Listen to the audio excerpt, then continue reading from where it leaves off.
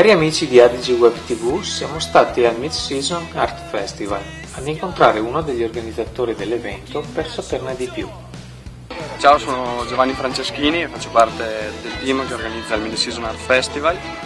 Quest'anno l'evento è nato con l'obiettivo di raggruppare diversi artisti giovani emergenti e farli partecipare a questo evento. Infatti ci sono varie esposizioni di fotografia, di pittura, c'è anche teatro, c'è soprattutto musica, quindi l'idea è quella di raggruppare diverse forme d'arte in un unico evento.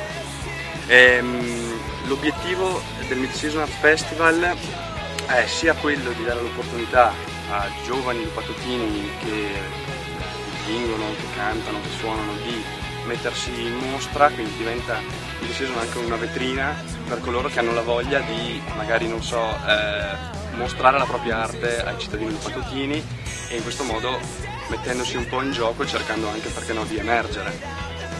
E l'idea è quella di creare un evento a cadenza annuale, e quindi il Mid-Season proseguirà anche i prossimi anni e l'intenzione è quello di ingrandirlo sempre di più, farlo diventare chiaramente sempre più grande e importante, anche coinvolgendo sempre più artisti, anche sì, lupatotini, ma anche provenienti da zone limitrofe, perché no, insomma Verona e Vicenza. Quindi lancio anche un po' un messaggio per gli artisti lupatotini e non, ovvero se avete la voglia di far mostrare la propria arte, venite al Mid-Season per i prossimi anni, perché avete l'opportunità, una buona opportunità di mettere un po' in mostra quello che sapete fare.